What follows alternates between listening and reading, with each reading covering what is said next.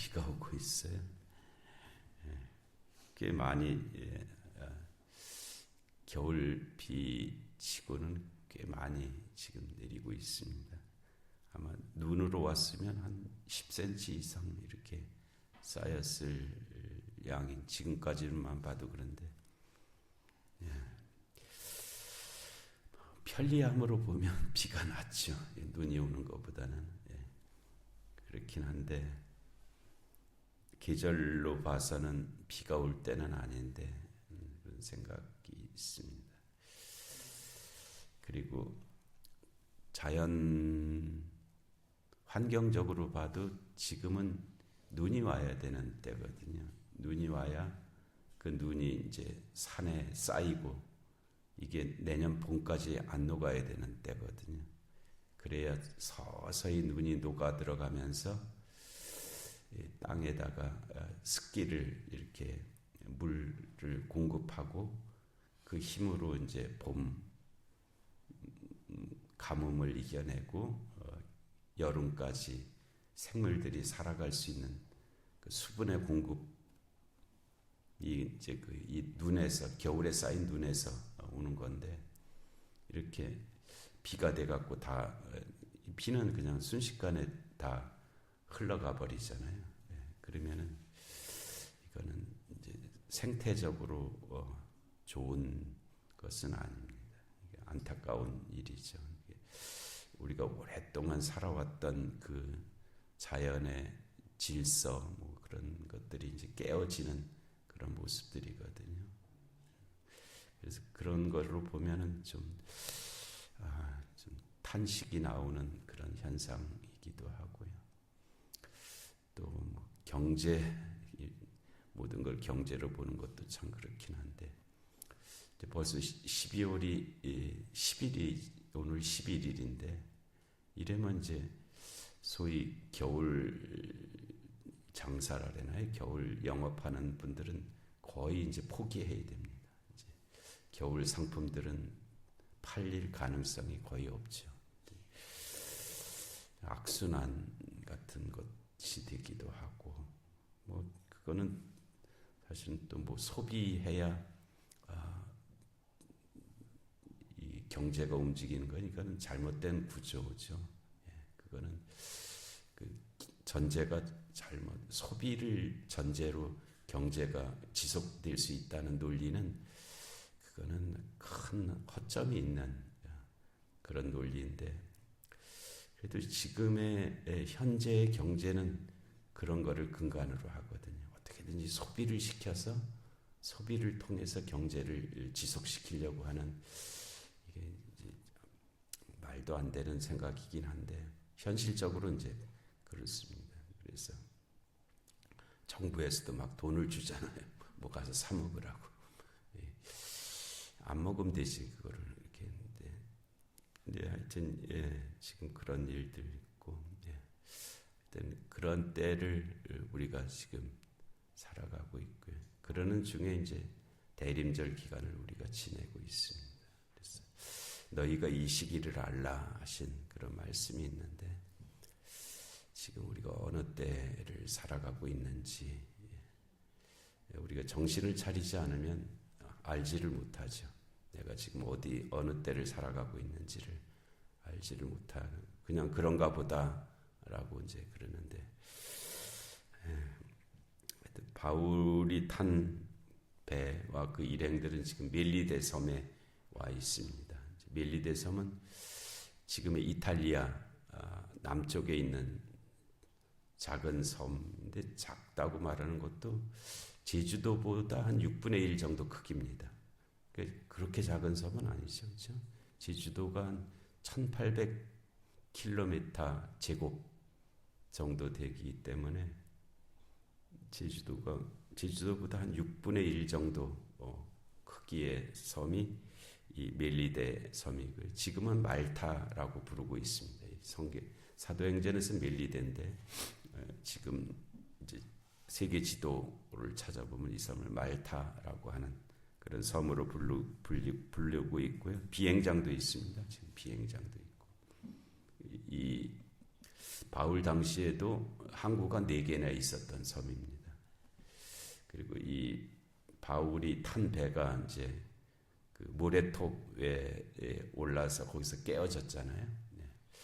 그 바울이 상륙했을 것으로 여겨지는 그 지점을 성 바울만이라고 지금 부르고 있습니다. 지도에 그렇게 표기되어 있습니다. 세인트 폴 베이라고 되어 있는데 바울이 이 해안으로 들어왔을 거다. 이 만은 이제 육지가 움푹 들어가 있어서 자연적인 항구 역할을 하는 곳을 만이라고 부르고요.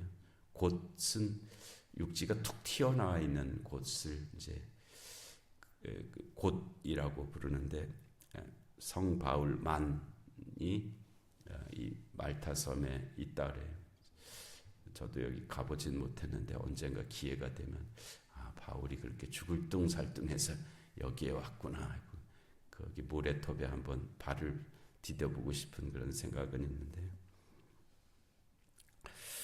그래서 우리가 구조된 후에 안직 그 섬은 멜리데라 하더라. 요 말씀이 어디에다 적용될 수 있냐면 우리가 천국에 가보니까 여기가 천국이구나. 그거하고 같을 것입니다. 천국은 가봐야 하는 거예요. 가봐야. 있을지 없을지 모른다는 그런 의미가 아니고요. 거기에 가보면 여기가 천국이구나. 이제 그렇게 고백하게 될 때가 있다는 거예요. 그래서 우리가 구조된 후에 안직 그 섬은 멜리데라 하더라. 비가 오고 날이 참해. 이때가 이제 금식하는 절기가 이미 지났잖아요. 그러니까 이 절기로 따지면 한 10월 정도 그때가 됐겠죠. 10월 정도. 그래서 비가 오고 날이 차고 하는 그런 상황입니다. 원주민들이 우리에게 이전 개역 성경에는 토인이라고 이 부분은 원주민을 토인이라고 번역을 했는데 토인이나 원주민이나 같은 말인데 우리가 토인하면은 아주 미개한 사람, 문명화되지 않은 사람 이런 개념이 좀 강하잖아요. 원주민은 그 땅에 사는 사람이죠. 그래서 원주민이 더 나은 번역이죠. 그래서 원주민들이 우리에게 특별한 동정을 하였다. 이거 굉장히 착한 일입니다. 동정, 다른 사람의 형편을 불쌍히 여길 줄 아는 마음이잖아요. 동정. 그런데 그 앞에 특별한 동정이라 해서 그것이 특별했다 하는 그것을 표현하고 있습니다. 이 동감하고도 같은 의미가 있죠. 동감, 동정. 타인과 자기의 마음을 일치시키는 그런 데서 오는 그런 생각들, 느낌들 그런 게 동정, 동감이거든요. 여기 피를 흘려서 죽어가는 사람을 보고도 제사장과 레위인은 동정, 동감이 안 됐잖아요. 그러니까 어떻게든지 또 강도가 또 나타날지 모르니까 빨리 도망가야 되겠다 하고 좀 살려달라는 사마리아인의 그 강도 만난 자의 그 말을 그냥 안 듣고 그냥 가버렸죠.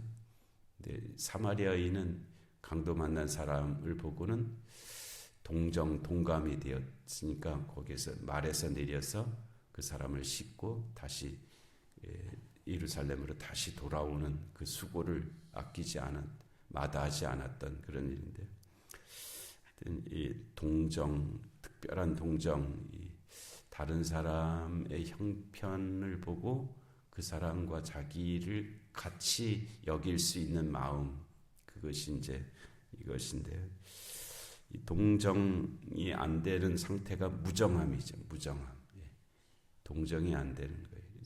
너는 너고 나는 나지 왜 내가 너하고 무슨 연결이 있냐, 이렇게 여기는 그 관계가 아예 거의 끊어져 있는 없는 것, 무정함. 말세에 나타나는 현상 중에 큰 모습이라 그랬어요. 무정함. 사람들이 보고도 거기에 대해서 아무런 느낌을 갖지를 못하는 세상에 참 참혹한 일들이 아주 많은데 그것을 보면서도 나와는 상관이 없다. 뭐 이렇게 여기는 그런 마음. 특별한 동정을 어떻게 했냐면은 불을 피워 우리를 다 영접하였다. 이게 한두 사람이 아니잖아요. 276명이나 되는 사람이 있어요. 밀리데 섬이 뭐 그 당시 인구가 그렇게 많을 수가 없었을 터인데 그 276명이나 되는 사람을 다 불을 피워주고 뭐 먹을 것도 주고 뭐 그렇게 했다는 거니까요. 이거는 그 섬 사람들이 다 나서지 않으면 할 수 없는 그런 일이었을 거예요. 특별한 동정을 하여 불을 피워 우리를 다 영접하였다. 이 성경에서 특별히 그 강조하는 단어가 환대입니다. 환대. 특별히 나그네를 환대하라. 그것이 구약성경서부터 신약성경에 계속 이르기까지 그 성경을 관통하는 큰 단어거든요. 나그네를 환대하라. 나그네를 환대하라. 우리는 나그네에 대해서 우선은 좀 불쾌하게 여기고 또 내가 뭘 줘야 될 것 같은 그런 손해감 같은 거 있고 아니면 저가 갑자기 돌변해서 강도가 될지 모른다. 도적이 될지 모른다 하는 적대감 같은 것이 있습니다. 당연히 있을 수 있는 그런 것인데요. 근데 그거를 이겨내고 그것을 이겨내고 하는 태도가 그것을 이겨내야 나올 수 있는 태도가 환대입니다. 환대. 다른 사람을 선하게 보고 그에게 뭔가를 줄 수 있는 그런 마음, 기꺼이 줄 수 있는 마음이 환대하는 마음이죠. 레미제라블에서 그 신부가 그 장발장에게 가졌던 그런 마음이죠. 당신이 이 집의 주인이다. 당신이 손님으로 온 것이 아니라 당신이 이 집의 주인이다. 라고 그렇게까지 말할 수 있었던 그런 마음. 그래서 바울이 나무 한 묶음을 거두어 불에 넣으니 이것도 좀 특별함이 있는 말씀입니다. 바울이 이 당시에 적어도 한 58세,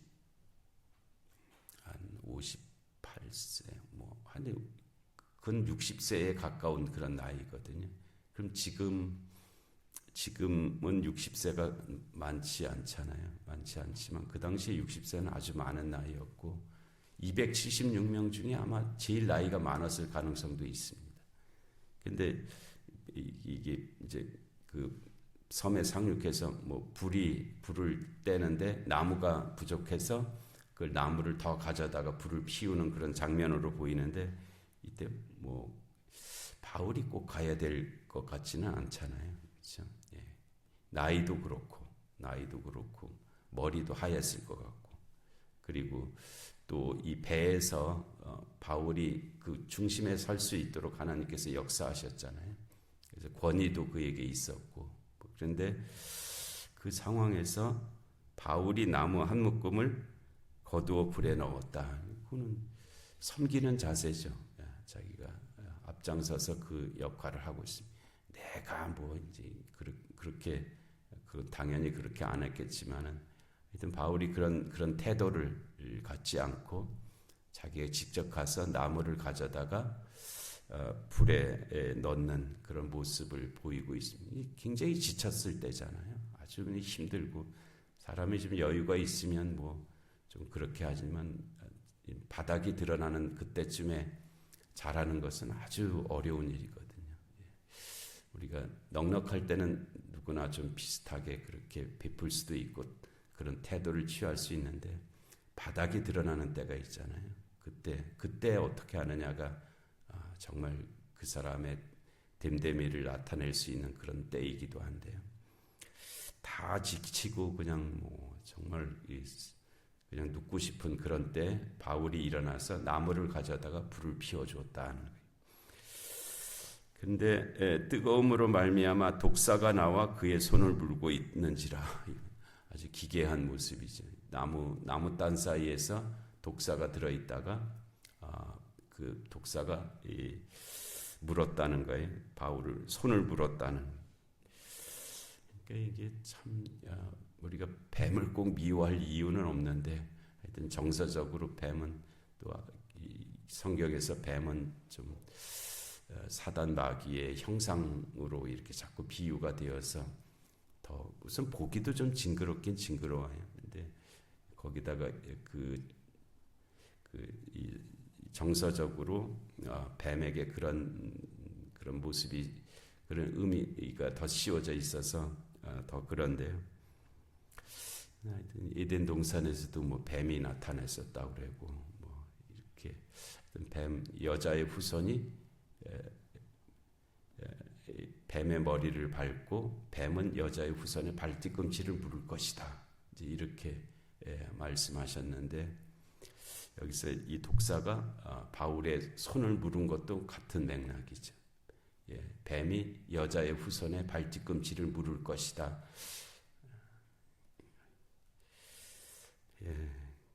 그래서 오늘 여기까지 말씀을 드려야 되겠네요. 그래서 독사가 그 손을 물었다. 끝까지 바울의 길을 방해하는 거죠. 유라굴로라고는 광풍이 또 이 독사까지도 바울이 가야 될 길을 방해하고 있는 모습인데 그러나 끝내 그 길을 가게 하시는 하나님의 은혜를 이 말씀이 우리에게 들려주시고 있는데요. 그와 같은 은혜가 우리의 삶 가운데도 함께 하시는 줄로 믿습니다. 은혜로우신 하나님 아버지, 오늘도 귀한 새벽을 저에게 허락하시고 하나님 바울이 밀리대 섬에 상륙하여서 또 있었던 일을 저에게 들려주십니다. 하나님 그 계시적 사건들을 통해서 오늘 저에게 주시는 말씀들 잘 기억하게 하시고 또 이 시대 저희 살아가면서 그 말씀에 힘입어서 나아갈 수 있게 하여 주시옵소서. 영육간의 공고한 하나들을 긍휼히 여겨 주옵시고 이 나라 이 민족 가운데 주님의 공의와 정의가 임하게 하여 주옵시고 전쟁과 기근과 질병과 재난의 땅들 가운데 주의 긍휼하심이 함께하여 주시옵소서.